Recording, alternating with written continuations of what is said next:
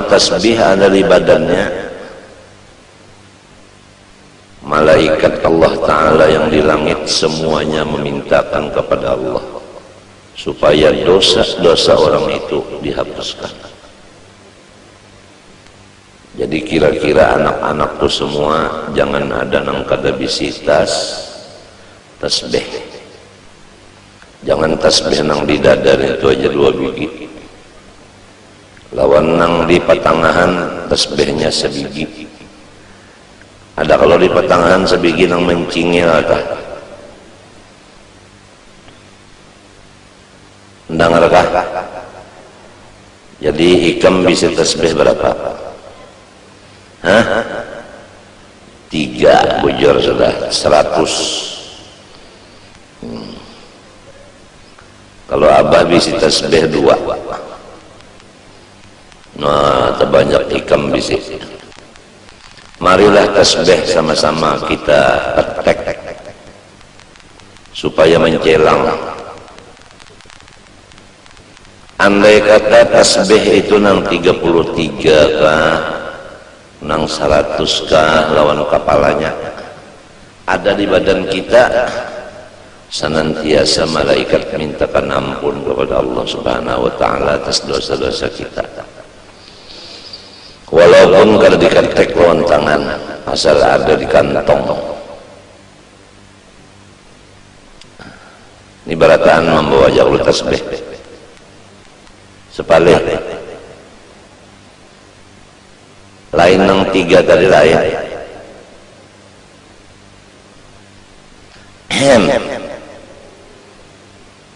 Menukar tasbih buntungnya. Nang murah-murah aja, jangan nang larang-larang. Asal ada bisi. Apalagi kalau bisa mengambil ijazah tasbih lawan guru itu mengambil ijazah lawan gurunya sampai kepada Sayyidina Muhammad SAW, yang diantara fadilatnya ijazah tasbih itu masuk surga bi ghairi hisab. Limbah bangun dari kubur tengah ada di dalam surganya aja. Kada tahu bepanas di padang mahsyar, kada tahu betiti siratal mustaqim, kada tahu betimbang, kada tahu berhisab. Pokoknya bangun di kubur ada di surga. Nah, itulah ijazah tasbih. Satu lagi ijazah bersalaman. Rasulullah bersabda, siapa bersalaman dengan aku dan sampai hari kiamat, ijazah musafahah, saya masuk surga kada berhisab juga. Ada lagi yang semacamnya berasuk tangan. Kalau bersalaman minto, berasuk tangan minto.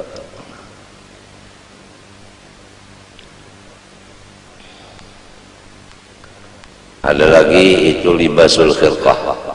Guru itu memasangkan pakaian nang presiden diandak di kepala kah, diandak di bahu kah. Nang bakas pakaian guru itu diandak. Atas tasbih nang pakaian guru diandak di tangan. Itu semuanya satu persatu daripada 5 perkara itu adalah tujuannya masuk surga bi ghairi hisab. Dan itu ada silsilahnya dari guru ke guru sampai kepada Rasulullah SAW. Yang kedua, minum kufi. Selama rasa atau bau kupi masih ada di rongga seseorang, maka malaikat semuanya mintakan kepada Allah supaya dosa orang itu diampuni oleh Allah Subhanahu wa Ta'ala. Jadi kepada anak-anakku yang udah mengambil ijazah bersalaman dan tasbih, hendaklah jangan kena menginum kopi sehari semalaman walau sedikit barang minum kopi. Nah, selama kopi itu masih ada di dalam rongga kita, baunya, bekasnya itu, malaikat mintakan ampun segala dosa kita. Yang ketiga terakhir, selama kita duduk di hadapan atau di majelis orang waliullah, selama duduk di situ, malaikat semuanya memohon kepada Allah, ampunilah dosa orang itu semuanya. Waliullah ini nang hidup lo nang mati sama, nang sudah dikubur atau nang belum dikubur. Cuma anunya bedanya, kalau nang dikubur kita kada kau pander lagi, dan kita kada kau melihat lagi lawan sidin, dan kita kada kau lagi bahasa salaman lawan sidin. Sidin sudah dalam kubur, ya Allah. Kalau nang masih hidup kau bahasa salaman lawan sidin, kau melihat lawan sidin. Apabila sidin melihat kita atau kita melihat sidin, ada disebutkan di dalam riwayat kita, inna lillahi rijalan man nadha ilaihim nadratan sa'ida sa'adatan la yashqa ba'da abada. Ada satu riwayat, man nadharu ilaihi nadratan sa'adatan la yashqa ba'daha abada. Bahwasanya wali-wali Allah Ta'ala itu apabila melihat akan seseorang dengan mata beliau, orang yang dilihat beliau itu untung selama-lamanya,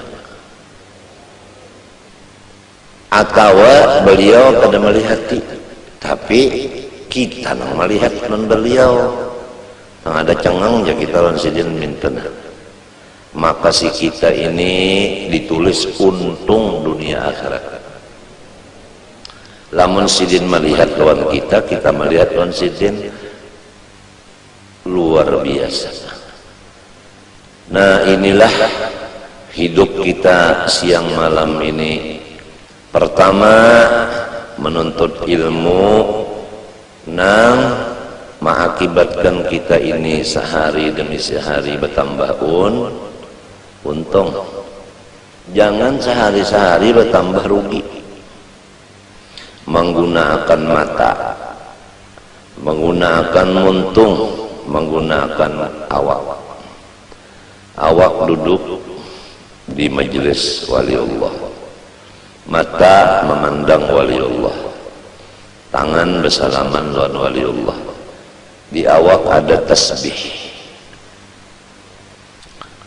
Sudah rancak kita mendengar apabila orang duduk di majelis waliullah, sama ada nang hidup maupun nang mati, duduknya itu sekadar memecah intalu sabigi, intalu mantah. Intalu mantah itu ambil sebigi, diketek lawan tangan pecah. Duduknya di majelis wali sekadar itu aja, satu mat benar. Maka pahalanya kita duduk satu mat itu lebih banyak daripada mulai keluar di parut beribadat siang malam non stop sampai mati. Misalnya ada seseorang namanya Abdullah, dia duduk di majelis wali sekadar memecah intalu sebiji.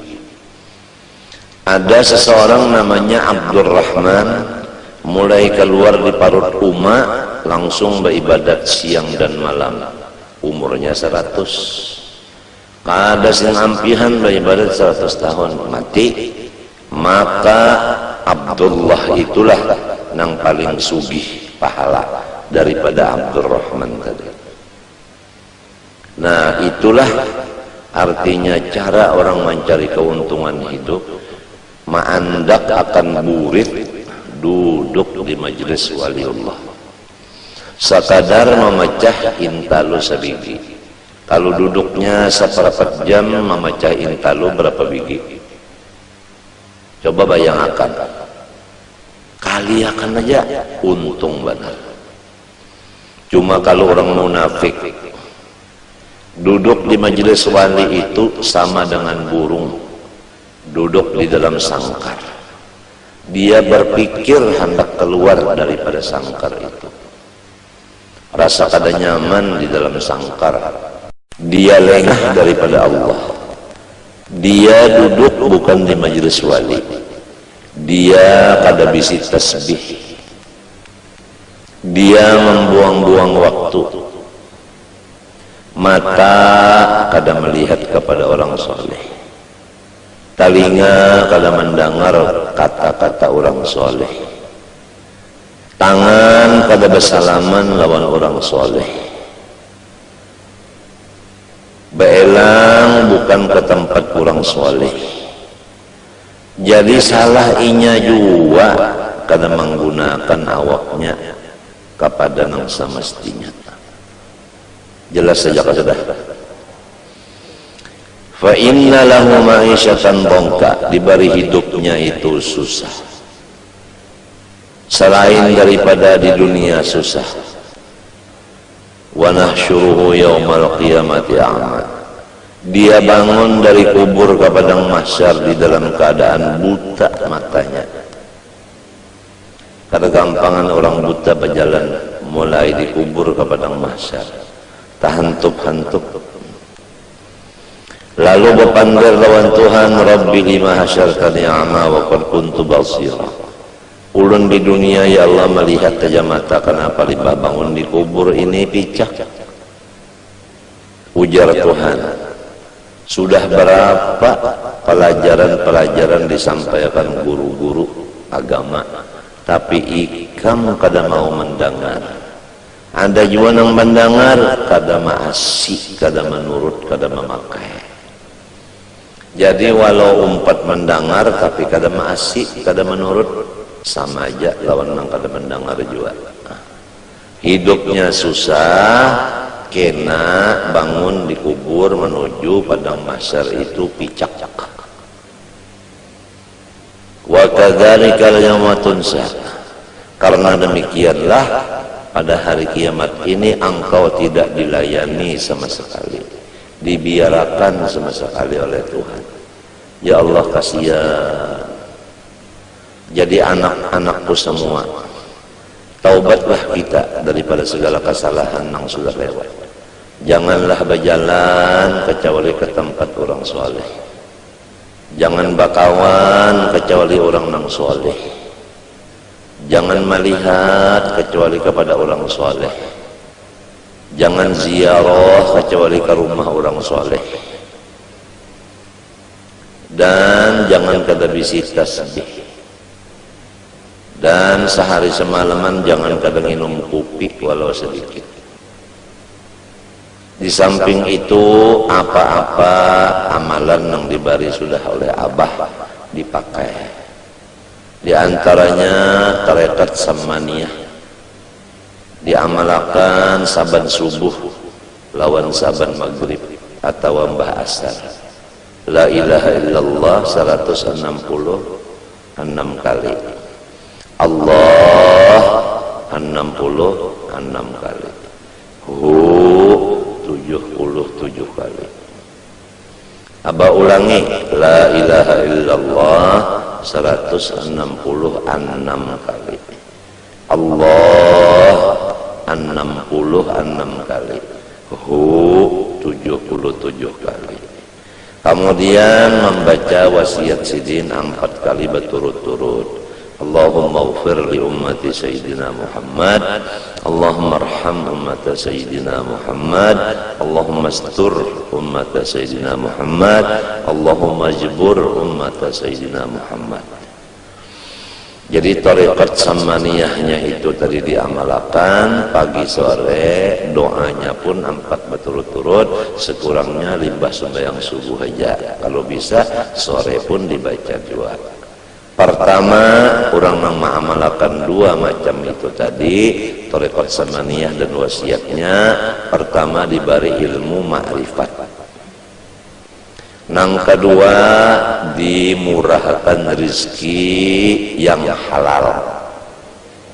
Mana sugih, mana halal. Hakunlah. Sugih, halal pulang.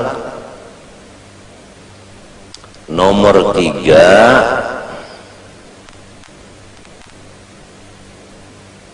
ditulis jumlah wali kutub.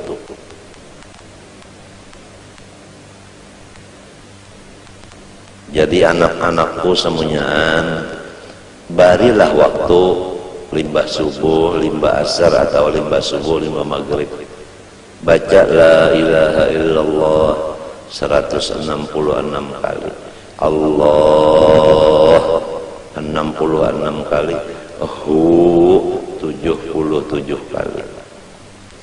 Kemudian Allahumma ghfir li ummati Sayyidina Muhammad, Allahumma arham ummata Sayyidina Muhammad, Allahumma astur ummata Sayyidina Muhammad, Allahumma jibur ummata Sayyidina Muhammad 4 kali berturut-turut. Tasbih jangan kada bisi, kupi jangan kada nginum sedikit barang. Dan nang lebih-lebih penting lagi, dirancaki duduk di majelis waliullah. Adab ziarah kepada waliullah jangan tangan 10.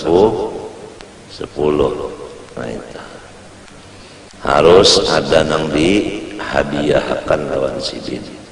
Itu memang Tuhan nang maatur. Idza najaitumur rasul faqaddimu baina yaday najwakum shadaqah. Bukan waliullah itu meminta akan hadiah, sama sekali tiada. Tapi Tuhan mengatur kita adabnya kalau hendak baelang babawaan. Jangan tangan 10. Ya ayyuhalladzina amanu idza najaitumur rasula faqaddimu baina yaday najwakum shadaqah. Nah, itu artinya membawa hadiah. Itulah peraturannya orang ziarah. Kalau di sana ada wasiat, bacalah wasiatnya. Hanya kita meminta kepada Allah dengan berkat sidin. Jangan meminta lawan walinya, minta lawan Allah. Bertawassul dengan berkat wali itu. Itu caranya meminta kepada Allah dengan berkat waliullah nang dielangin ini. Maka itu caranya. Nah, mudah-mudahan ikam sudah abad jelaskan, paham dan mengerti, dan mudah-mudahan Allah memberi taufik kita kawa memakainya. Sehingga abah dan anak-anak abah berataan menuju kepada tambahan untung hidup kita. Jangan seperti yang dahulu adalah tambahan rugi saban hari.